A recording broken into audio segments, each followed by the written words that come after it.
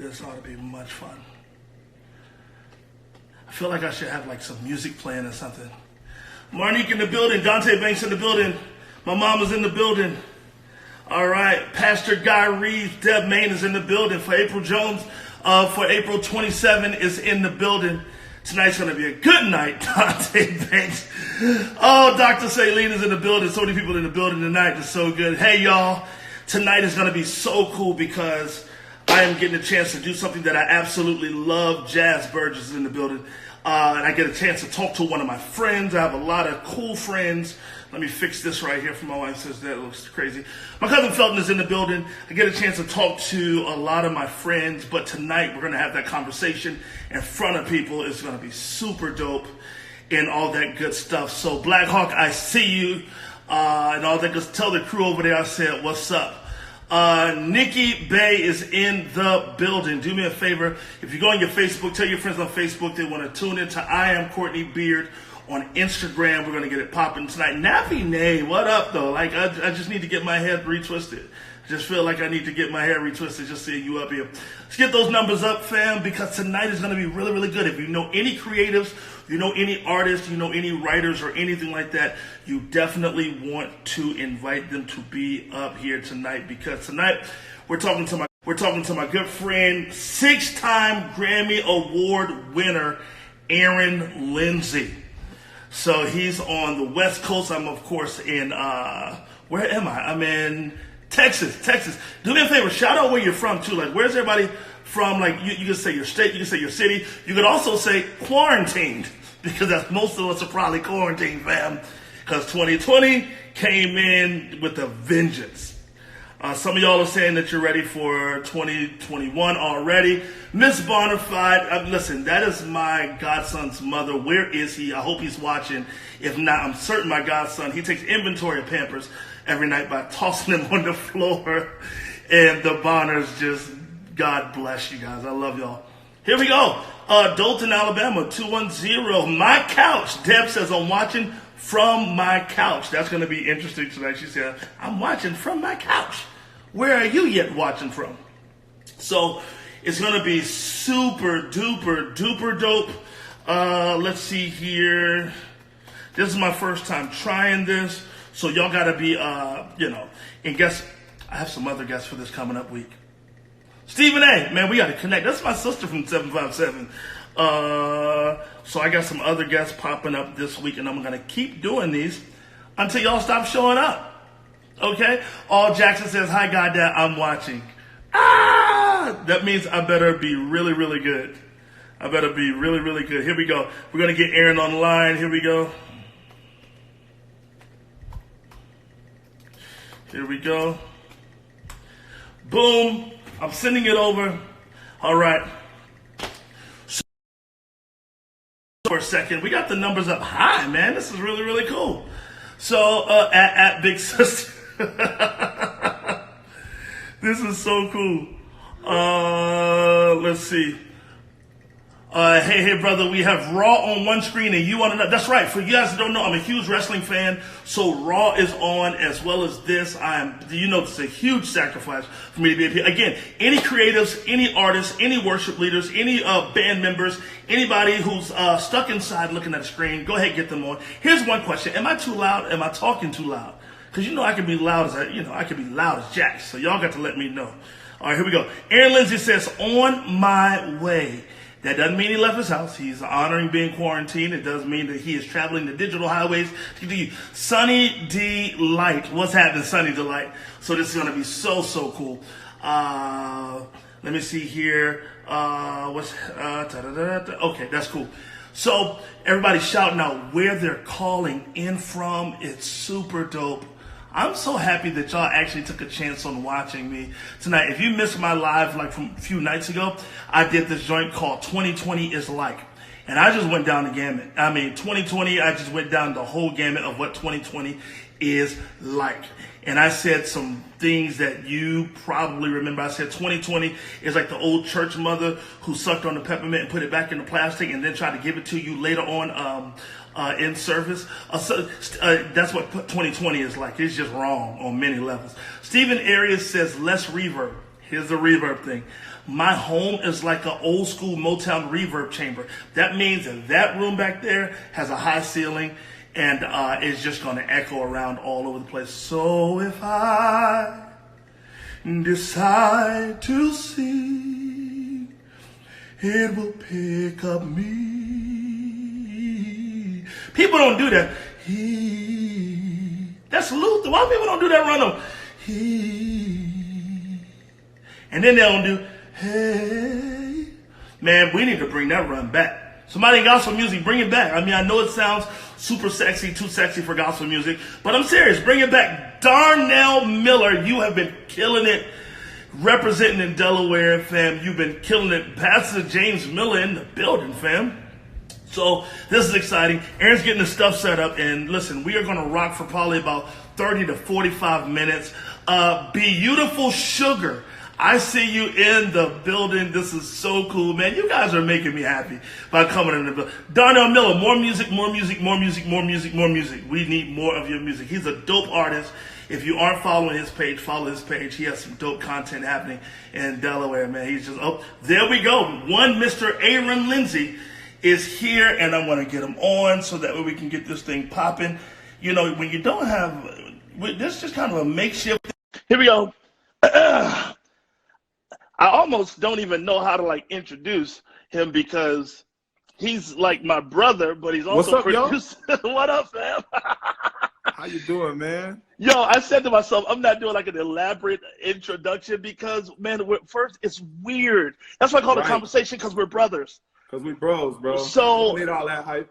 Exactly. So we do this. This is what we do. We actually do this almost daily, if not every other day. Yeah, we just talk about some randomness. But mostly it turns out to be good content. Man, this is so normal that we're letting people peek into our conversation that we have when nobody's around. Right. And so I think sometimes I walk away from our conversations and I just be like, man, I really wish we'd found a way to grab it because it was great content. Yeah, for sure. So we'll see what happens tonight. I'm just hyped that my hat matches your speaker. Man, that's all I'm happy. Listen, red and yellow, black and white. You know, they are all precious in his all of them precious. Fam, listen, you know where I got the hat from. We go to the same hat spot. Oh, yeah, Gorin Brothers down. Gorin Brothers on Melrose. Oh, yeah, they kill it. They kill it. They take good care of you. I apologize to all of your viewers and you as well for being late. I got some pretty devastating news just now. Oh, no.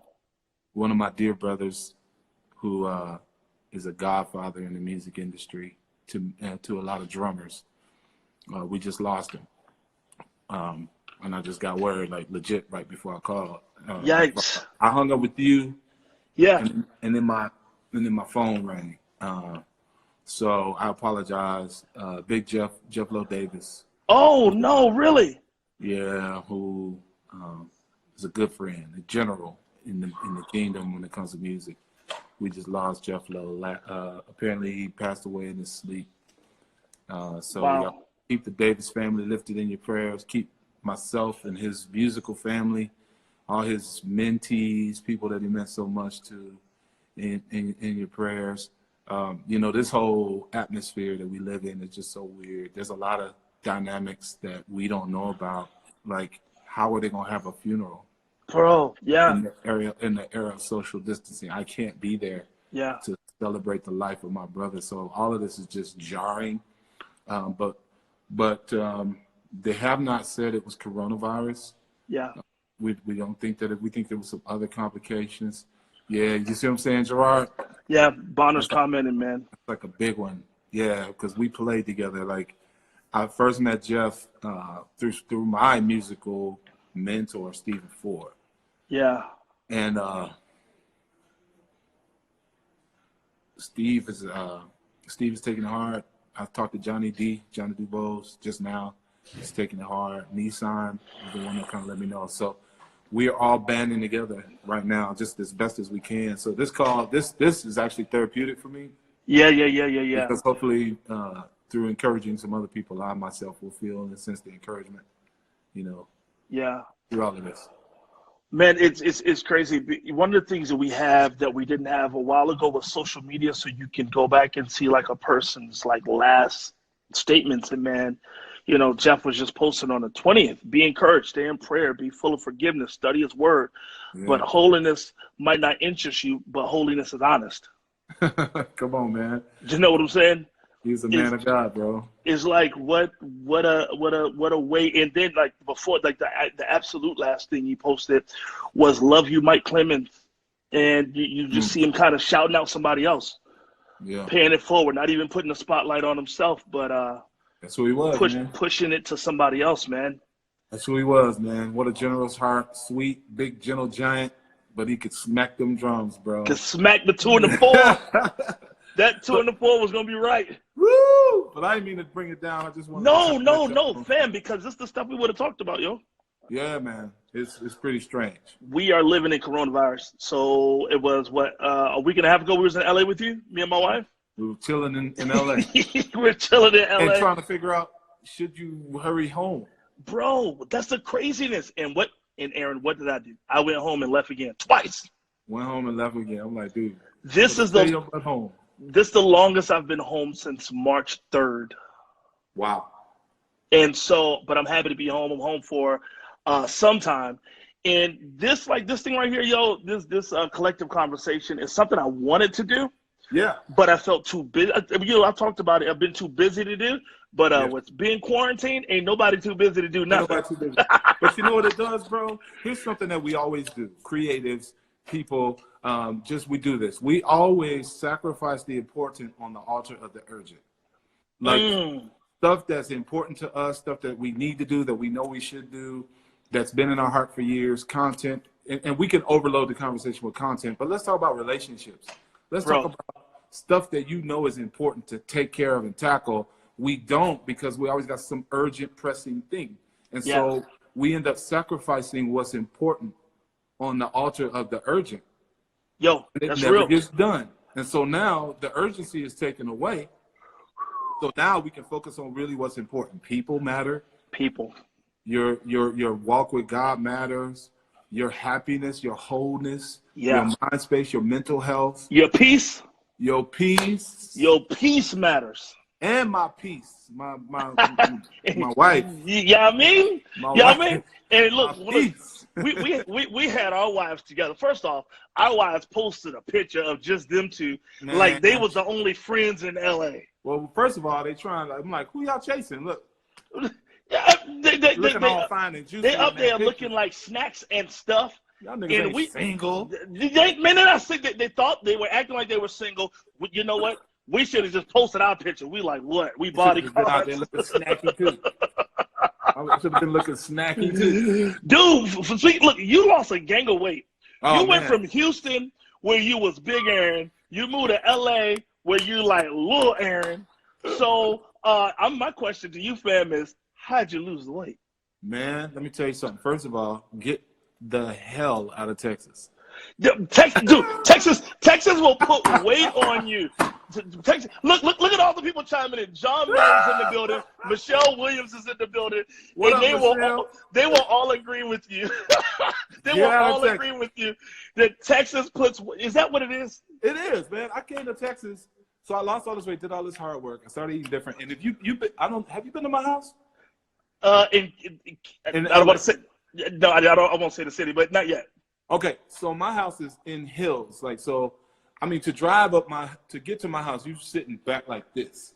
So one day I just said, you know what, I'm gonna start walking these hills, and you know, my kids going to school, and the weather is moderate. In Houston, you can't walk because it's so freaking hot, right? All the time. So if I didn't work, so I've done this a couple times. Like I do that. I've done this. I remember when Deeper Level was going on. John said I must be Baptist. I said, hey, listen, you know John was hyped when you said it. Doc, every now and then I got a little Baptist in me. But when I was in Texas, I went through this. My friend and I went through this journey where I think it was around Deeper Level time, like around the Israel Deeper Level album. Right. And I took Mike Clemens and Buddy and all them to the gym with me. And this was when Big Mike was Big Mike, and I had started trimming down. I had Yeah, trimmed yo. quite a bit. And we was in the gym, and we was working out, and Big Mike way surpassed me. Buddy way surpassed me. They're like, oh, they bodybuilders. But I've always had this thing where I would go up and down. You go look at my pictures, you'll see it. Right. And I hit this period of depression in Houston because of some things that had nothing to do with music, had nothing to do with music people, had everything to do with my own lack of inner peace and inner wellness that led me down this destructive path of eating. Yeah. And it's so funny because in church, we have these layers and levels of sin and layers and levels of vices and things that we're okay with. You see somebody drinking wine, you're going to damn them to hell. But if I sit down with a pile of ribs and eat them until I puke, I'm good because Ain't nobody going to say nothing. Ain't nobody going to say nothing. So I was eating myself to numb myself. And I had this destructive behavior. And it wasn't necessarily bad because of my height. I could hide my weight. And because I'm 6'3", I could carry a lot of weight. So I was 345 pounds and nobody knew it. Yikes. Because I look good in my clothes. Yeah. You know what I'm saying? So because I could hide it in the right clothes and my height, it was good. And then when I came out to LA, one of my friends, Terrell Fletcher, you know Terrell? Uh-huh. Pastor T said, when I was coming out here, he don't even remember telling me this. But I went to his crib and he said, man, you coming out to LA? I said, yeah. I think my wife and we feel called to pastor, and we'll talk about that a little later. And he said, well, man, let me tell you something. If you're going to pastor effectively out here in LA, you have to lose some weight. Bro. And I was like, whoa. I was like, yo. Whoa. He was like, yeah, man. He said, because they're not going to take you seriously if you can't control what's going in your mouth. How you going to talk to them about spiritual discipline? You don't have no natural discipline. It's facts. I told Cornetta when we were walking in LA, I was like, I have not seen one fat person yet. And I'm the biggest person that I see. And listen, people are up here writing, Michelle Williams said Texas is some of the best food she's ever had. It's then true. James Miller just said Houston has some of Houston has some of the best food. The problem is with Texas is that we just can't keep eating it back to back. And everything is bigger in Texas, even the portions. Bro, and here's the thing. The portions are bigger, the price is smaller, so you are just eating on eating on eating. I was in heaven, Doc. Bro! I was just literally. But yo, something fell on me when I went to LA, right? So the whole time I was there, I didn't hardly eat like crazy. I was kind of chilling. I was doing smoothies. I don't know, something jumped on me, man. Because the healthy food out here actually tastes good. It tastes amazing. Because they've been living this way in this context so long that they figured out how to make it taste good too. Yeah. And man, like for real, I am not a vegan or vegetarian, but I've had some amazing vegetarian food. Yeah. I've had some great vegan food. The chairs are smaller out here. Ooh, I don't even want to look up under to see the weight limit, fam. You don't want to be that dude. Some of them jokes I was getting I was getting in on face. That joint at Roscoe's, I was like, oh no. Doc, me too. Hey, I don't want to be a meme. My wife did not like how small I got, but I knew, and my dietitian, my trainer, everybody knew I had to go way below where I should be because they knew I was going to bounce back. Yeah, so, man. You know, and now I'm on this now, so I'm teetering. I'm going back down, but I can't go back to how far I was no more. I feel you. Y'all, if y'all are in the house and y'all are quarantined and you're saying, Lord, I don't want to gain no weight, just start hearting this thing right quick. If you don't want to give a I don't want to gain any weight heart right here. Just keep heart. See, Pat Williams, I got a witness. He said his sister and brother-in-law just moved out to LA and they said the same thing about the food. Like it's really good. You don't have to smash your food. Now I will tell you, and I'll say that's a private conversation because the food is good. But so are the drinks. Right. You know what? So you got to be careful. You can't switch vices. You know what I'm saying? You have to be a man of man.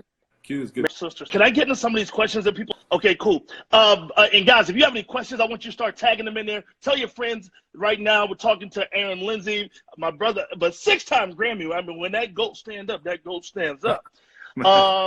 B Watts Music, how has Aaron been able to turn his passion, creativity, and ideas into relationships? You kind of answered that. That's a little flex.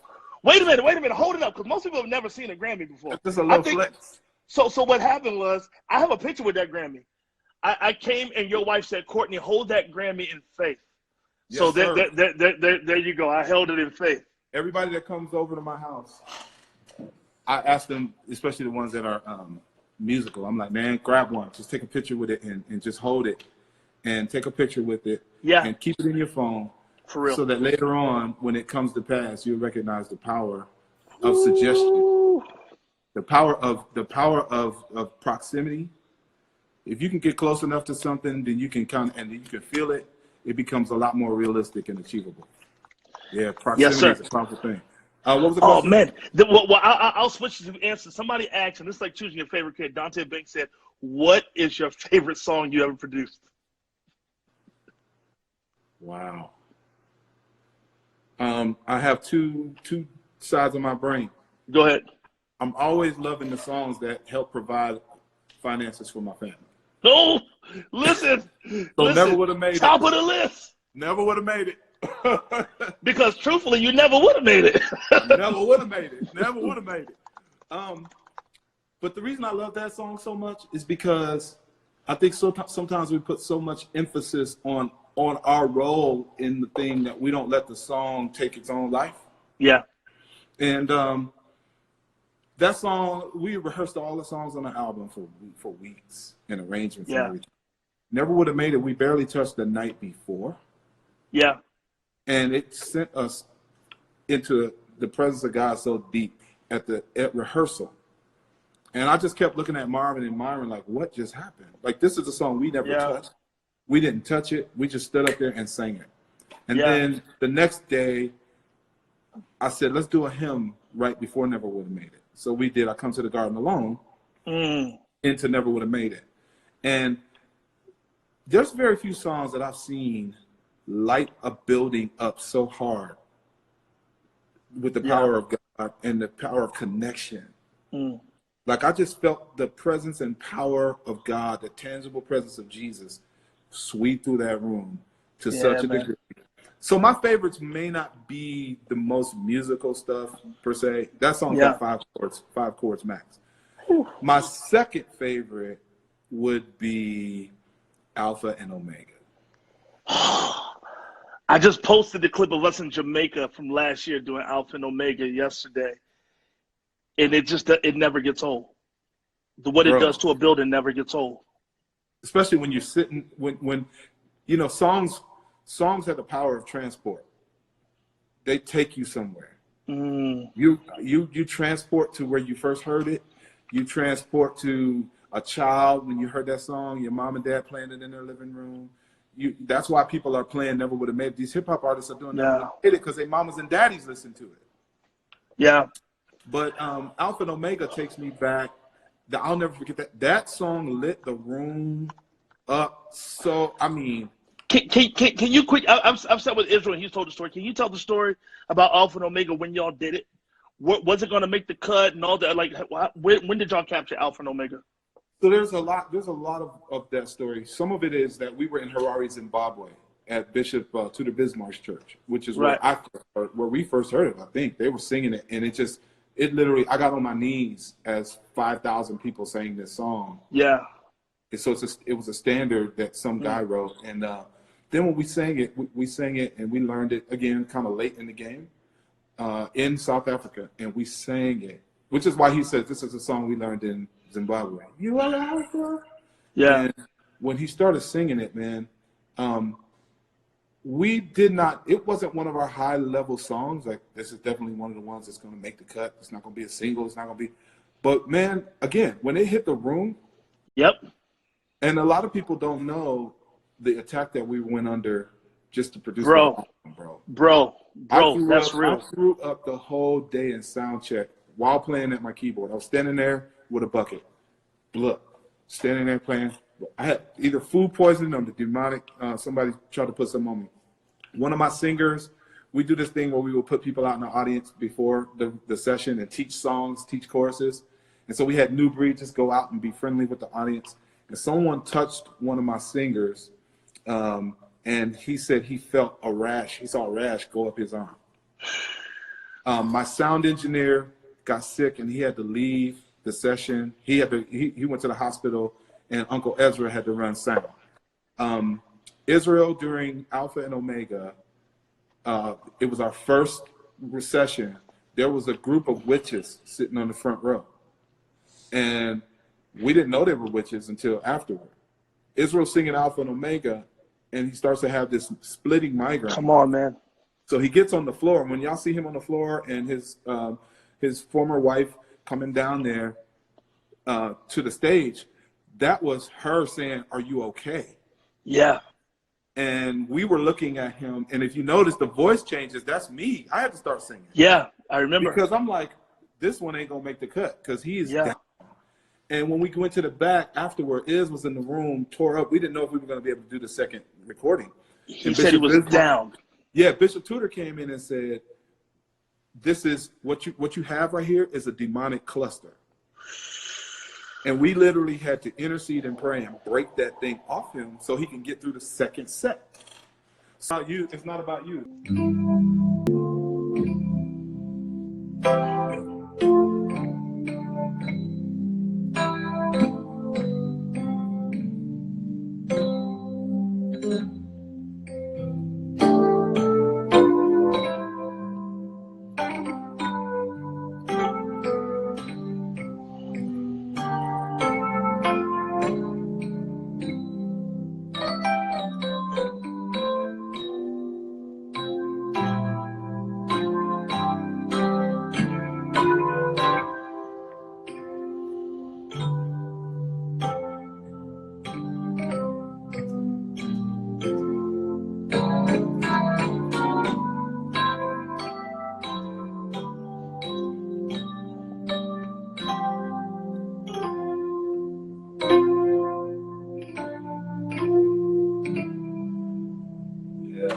So I do this thing when I play, man, and I never realized it till Marvin Sapp pointed it out to me at H2O. He said, you got this thing where you'll look up. He said, everybody in the room knows you're listening to God.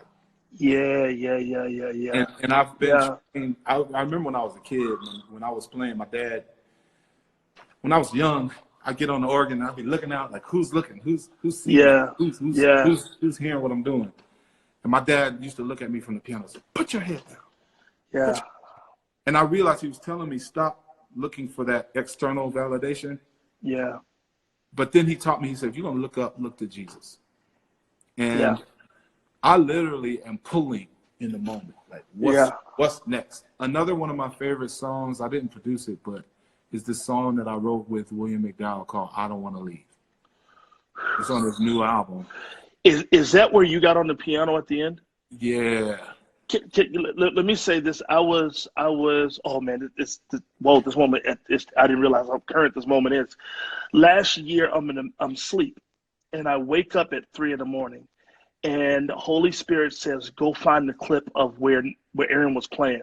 The only place I could find it was Nicole Binion. Nicole had it on her page. So I went to Nicole's page and I literally looped it over and over. And I walked the floor and paced for hours, 3 a.m, just putting some prayers out before the Lord with that looping.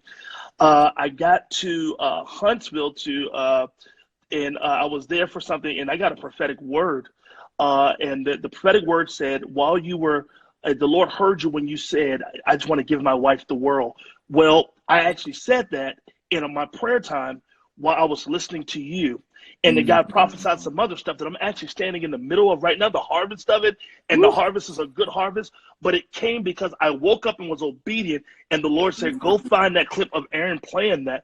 And if you guys, maybe we can get it back around, I'll repost. I'll put in my Insta story Nicole's version of it, but somewhere Justin Raines told me it's a long form version of it somewhere. But that song right there, 45 minutes of the Holy Spirit hovering with no one on a microphone. Yeah.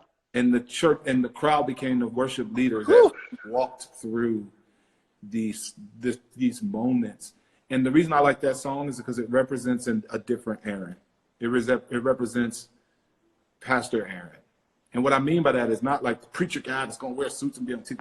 I mean the guy that recognizes the importance of preserving moments and not getting in the way of someone else's ability to encounter God with my talent.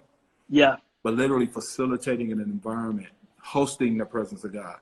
And, I've always believed and understood that. But man, that I Don't Want to Leave, This is how you know you got a hit, fellas and ladies that are at home. The way you know you got a song that moves the heart of God is if you get at home when you're writing it and it wrecks your house. Yeah. That song we played, oh, oh, oh, I don't want to leave. We played that at home. I played it at home on my upright piano for hours. And I knew that God was going to use that song that same way. I just didn't know how. But anyway, we can go on that all day. Listen, John Murray told me that it gets. I don't know if this is my first time doing this. If somebody tell me, does Insta Story Live only give you an hour? If so, does this only give us an hour? He said, I think it's going to cut off in like 4 minutes. Okay. I think they only give us an hour. I better speak. I hate this, but we're gonna do a part 2 because I love this. We can jump back on. I got kicked off yesterday too. So yeah. You got kicked off yesterday too? I came right back on though. Yeah. Ah, we ain't playing with them. Who are your biggest inspirations? Jeff Lorber, Joe Sample, Stephen Ford, my father. Those are my biggest inspirations. Those are your biggest inspirations. Yeah. Who do you study and listen to now?